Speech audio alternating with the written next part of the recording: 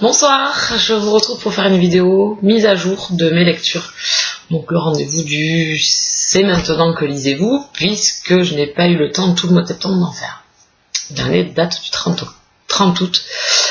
Donc là je fais le point un petit peu pour vous montrer ce que j'ai lu. Donc c'est pas pour autant qu'il y en a des tonnes à vous montrer, je n'ai lu que 4 livres depuis le début du mois. Donc je vais essayer d'être assez rapide, pas mettre trop de temps, et vous montrer un petit peu ma lecture en cours, mais je ne vais pas trop en parler puisque je commence à peine. Donc j'ai lu Les Amants des Highlands de Nicole Jordan aux éditions Passion intense. Une lecture détente, une lecture sympathique. Nous avons donc Sabrina qui rencontre Niall, donc un jeune écossais, très imbu de sa personne, et qui est en train justement de draguer une jeune femme, donc qui est en fait le tombeur de ces dames, et par un certain enchevêtrement d'événements, Sabrina se retrouve à devoir l'épouser. Voilà, donc entre nos deux héros, rien n'est facile, voire même, tout est compliqué, et donc on suit leur relation, leur découverte l'un de l'autre, et forcément en découlent des sentiments entre eux, mais c'est pas tout rose et tout simple. Niall est un jeune homme que l'on aimerait bien tarter. Franchement, je n'y ai pas un moment, il m'a fortement énervé. Il est très très égoïste, très imbu de sa personne, se remet pas trop en question et même par moments est assez vache. Mais vers la fin, bien évidemment, notre jeune homme évolue quand même un petit peu et devient quand même quelqu'un de très attendrissant et de très touchant. Donc une romance gentillotte, légère, une romance historique, avec un peu pimentée, mais rien, sans plus, juste un petit chouïa. Donc une romance bien sympathique qui forcément ne restera peut-être pas gravée et vitam aeternam dans mon esprit, mais a su me faire passer un très bon moment de lecture.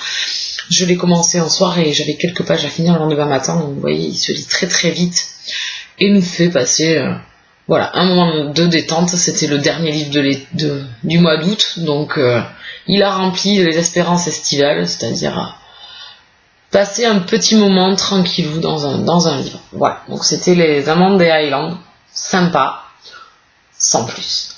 Voilà. Ensuite, j'ai lu La femme sans peur, le volume 1 de Jean-Philippe Touzeau. Une lecture, alors en 2 mots, je dirais intriguant et bizarre. Voilà. Alors, j'avoue que j'avais lu la 4e de couverture, qui ne dit pas énormément de choses sur l'histoire et qui reste assez énigmatique.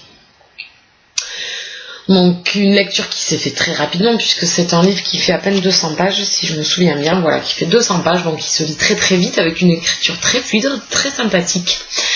Donc au départ on a une jeune femme, alors par contre j'ai un petit trou de mémoire, je me rappelle plus de son prénom, Trinity, voilà, il y avait un nom bizarre, je me souvenais bien.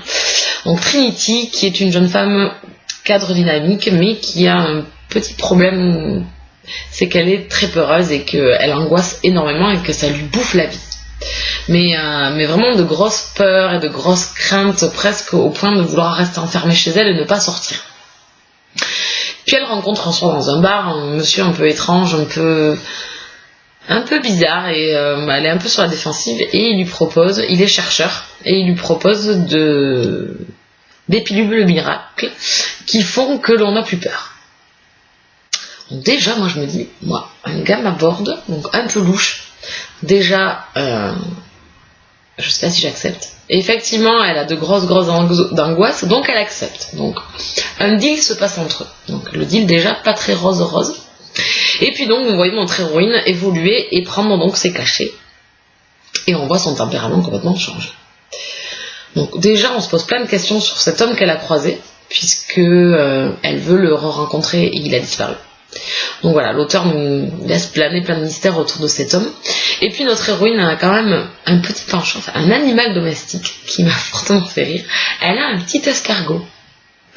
Donc on rencontre Speedy, son petit escargot.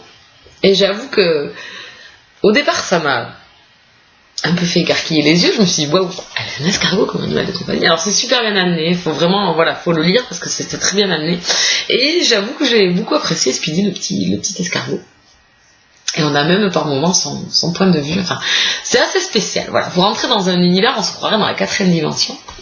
Et donc il y a une intrigue. Donc notre héroïne rencontre ensuite un jeune homme dont elle tombe un peu sous le charme. Et donc là, l'auteur accélère et nous balance plein de choses. Et nous pompe complètement. Enfin, c'est voulu, donc il met une intrigue en place et notre héroïne se retrouve catapultée, ouais, vraiment dans se demander qu'est-ce qui lui arrive et où c'est qu'elle est tombée. Donc il y a un virage total. Donc déjà, nous par rapport à l'héroïne, on se posait plein de questions, sur son environnement, sur voilà, c'est caché, qu'est-ce que ça cache et tout. Puis vient cette romance avec cette personne. Et là encore, on se pose plein de questions. Donc j'avoue qu'on finit le tome, alors vraiment en se disant, non, là c'est une blague, où est la suite Voilà, donc l'auteur a su, je dirais c'est un volume 1, mais on dirait plus une introduction à son histoire, à son récit, à ses personnages, et donc à notre héroïne. Donc notre héroïne, on apprend à la connaître, et c'est vrai que son angoisse, eh ben, on l'aperçoit, on est bien dedans, on commence à bien l'apprécier. Et puis à la fin, voilà, on a plein de questions. Et on reste complètement désarmé à la dernière page. C'est-à-dire que vous vous retrouvez dans la dernière page et vous vous dites, merde, mais là non, c'est pas possible quoi. Juste là où ça devient vraiment, voilà, où il nous a bien alpagué, ça y est, on est à fond dedans et on se dit, ouais, là on est bien, vite, je veux des réponses, vite, qu'est-ce qui va se passer, mais où on va, qu'est-ce qui arrive à notre héroïne, comment tout ça va se goupiller, sur quoi on est tombé, est-ce que c'est du réel, de l'irréel, voilà, est-ce qu'elle a un problème médical, est-ce qu'elle est folle, enfin voilà, on se pose plein de questions. Est-ce qu'il y a derrière, voilà, des manigances, enfin voilà, des gens qui tirent les ficelles, qu'est-ce qui se passe? Vraiment, on est plein de questions et on se retrouve à la dernière page. Donc voilà.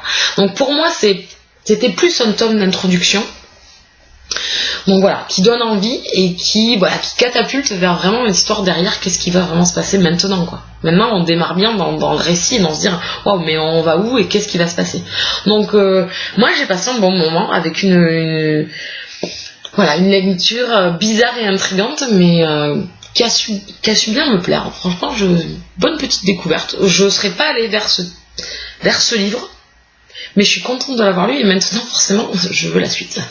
Voilà, ça c'est bien manipulé. Voilà, j'ai l'impression, voilà, dans notre lecture on a l'impression, comme l'héroïne, de se faire totalement manipuler. Voilà, donc bonne petite découverte.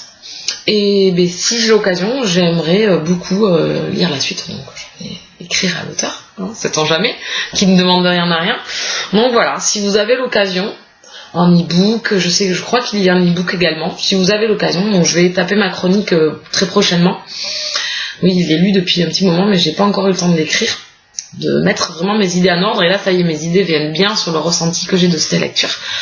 Donc voilà, et puis je vais retrouver Speedy le petit escargot. Voilà, c'est un animal de compagnie assez spécial. Voilà, une bonne petite lecture.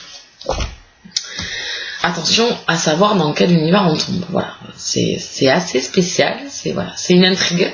Voilà, manipulation, folie. On sait pas trop où on tombe. Mais c'est pas mal. Du coup, on se pose plein de questions et ça j'aime bien. Ensuite, j'ai lu Le Livre et l'Épée, le tome 1, La Voix de la Colère, d'Antoine Rouard aux éditions Bragellone, un livre qui sort le 31 octobre en fantasy. Mais j'ai eu l'opportunité de postuler sur Babelio, donc la couverture m'a beaucoup plu d'abord, et puis ensuite j'ai lu le résumé qui en dit pas beaucoup, mais qui intrigue un petit peu. Et puis de la fantasy, ça faisait un moment que j'en avais pas lu, puisque j'avais lu Eragon, enfin il y avait une période où j'en lisais, puis après j'ai un peu lâché, et donc j'ai sauté sur l'occasion, et j'ai bien fait parce que c'est une très belle découverte. Pour ma part, l'univers est très simple, donc du coup j'ai pu facilement suivre. Il y a quelques personnages quand même, il y a plusieurs personnages, mais franchement on arrive très très simplement à suivre. L'écriture de l'auteur est très fluide, très prenante, très simple. Donc c'est pas un coup de cœur parce que le départ est un peu lent, on se demande où c'est qu'on va. L'auteur met tout le monde en place, met son univers en place. Donc il a su alterner des flashbacks entre le passé et le présent, donc ça donne une petite dynamique à notre récit. Donc on suit un vieux général, donc Dun Cadal, qui nous raconte son histoire, son passé, la guerre qui a eu lieu, donc c'était sous l'Empire, et il y a eu une révolution, et on est passé dans une sorte de démocratie. Et il nous explique tout ce qui lui est arrivé, et toutes les personnes qu'il a rencontrées, donc un certain personnage qui s'appelle Grenouille dans l'histoire, et c'est un des personnages qui m'a énormément plu. Autre personnage que l'on voit pas beaucoup et je regrette, et on la voit pas assez, c'est Viola. Et après il y a Aldazio, enfin il y a plein de personnages. Bon, les prénoms sont pas toujours simples à dire, mais moi j'ai passé un excellent moment, c'est une très belle découverte. Je m'attendais à rien, puisque pour moi c'est un livre qui commence à faire parler de lui en fantasy, mais franchement je tombe de mon arbre, moi j'en avais pas forcément entendu parler, donc c'était une totale découverte. Je savais pas trop où j'allais, je savais pas dans quoi j'allais, j'espérais seulement une chose, c'était que c'était pas trop compliqué, donc c'était parfait. C'est un tome qui nous démarre l'histoire, donc l'auteur a plus axé et a misé sur ses personnages et les sentiments de ses personnages, donc là ça j'ai adoré, donc forcément j'ai été alpaguée. Il laisse un peu en retrait beaucoup de questions, donc sur ce fond de quête entre le livre et l'épée, donc il y a une histoire de fond où il y a cette recherche du livre et de l'épée qui est régie entre deux grosses familles. Donc là on n'a pas trop de réponses, donc on est vraiment dans l'intrigue et se dire voilà où c'est qu'on va, quelle portée ont ces deux objets, quelle tournure va-t-il y avoir dans la quête. Voilà. Donc les personnages principaux, j'espère bien les retrouver dans la suite. Certains forcément on a beaucoup de tristesse pour eux, certains personnages disparaissent, voilà, donc c'est plein d'émotions. Moi j'ai versé la larmounette plusieurs fois, puisque ce personnage principal de Grenouille, qui est très très froid et très très mystérieux, m'a beaucoup touchée. Je l'ai beaucoup apprécié, et voilà, j'ai qu'une hâte, c'est de poursuivre, de savoir où l'auteur me mène et avec quels autres personnages je vais poursuivre, puisqu'à la fin on reste dans l'inattendu et à se dire que va-t-il se passer dans le tome 2, où va-t-on, comment on va retrouver nos personnages, etc. Voilà. Donc j'ai beaucoup aimé, c'était une très belle découverte.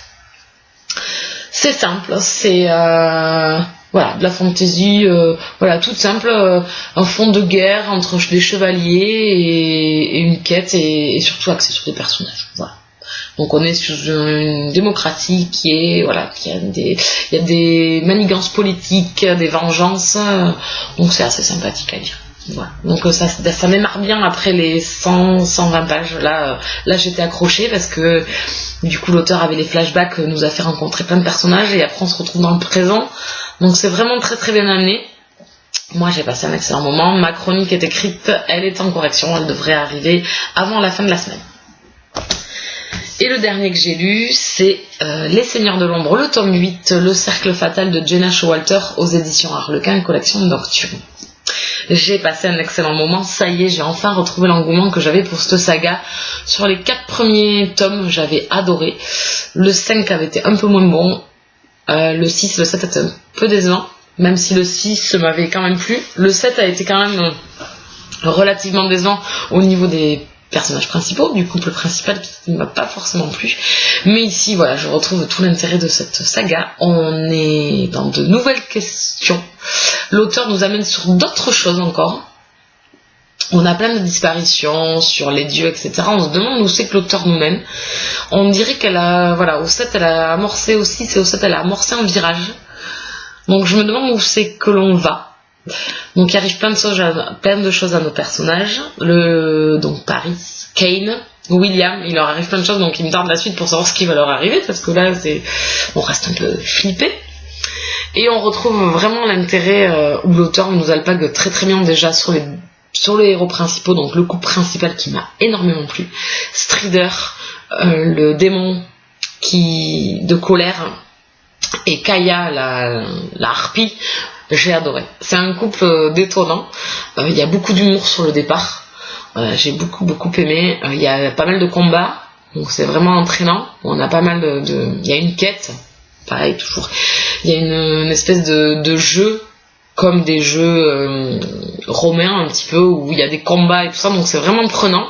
Et on est amorcé sur d'autres choses, donc on se retrouve dans les enfers depuis 2-3 tomes déjà, donc on voit que ça prend une part encore plus importante ici dans le tome 8, sans forcément avoir de questionnement, juste qu'on nous met sur la voie des enfers, Lucifer, etc., les démons, les 4 cavaliers de l'Apocalypse. Voilà, l'auteur vraiment élargi énormément sa mythologie, qui était axée sur les dieux, sur les titans, sur les dieux grecs. Donc voilà, on élargit encore l'histoire et c'est vraiment très prenant. Je me demande où c'est qu'on va. Donc c'était vraiment, voilà, on retrouve vraiment l'intérêt qu'on avait dans la série et j'ai vraiment adoré ce tome 8 et j'espère que ça va continuer, que là on est reparti avec un second souffle, donc j'espère que ça va continuer. Voilà, donc c'était Les Seigneurs de l'Ombre, de Romance Paranormale. Voilà. Et ma lecture en cours, donc c'est Pardonne-lui de Julie Bicoul aux éditions Michel Lafon. Donc je n'ai lu que 50 pages, donc je vous en parlerai dans ma prochaine vidéo et dans mon prochain article du update lecture où c'est jeudi que lisez-vous ou c'est lundi que lisez-vous, j'en sais rien. Pour l'instant, voilà, j'ai pas trop de temps pour faire mes vidéos, j'ai pas trop de temps pour mes articles, pas toujours, je les fais un peu à la va-vite. Donc je préfère pas les faire que les faire à la va-vite. Donc c'est ma lecture en cours. Voilà, mais vous savez tout, je vais couper vite parce que c'est déjà 16 minutes. Donc je vous embête pas plus longtemps, je vous dis à très bientôt. Je suis très à la bourre. J'essaie de me tenir à jour sur les blogs, mais j'ai beaucoup de mal à me tenir à jour sur vos vidéos. Donc j'en ai une 30 à regarder, je crois. Et je les garde dans mes mails. Donc petit à petit, je reviendrai voilà, tout reviendra en ordre et de toute façon, je ne les efface pas, je les regarderai au fur et à mesure, même si je suis à la bourre. Comme ça, moi, je n'arriverai plus à suivre vos lectures. Donc voilà, je voulais aussi remercier les gens qui me suivent en vidéo, etc. Je les remercie pas souvent, vous laissez toujours des messages et tout. Je trouve vraiment super sympa de passer sur le blog et tout. Donc voilà, petit remerciement au passage. Je vous embête pas plus longtemps, je vous souhaite une bonne soirée, une bonne fin de semaine et je vous dis à très bientôt. D'accord, on verra. Ciao ciao.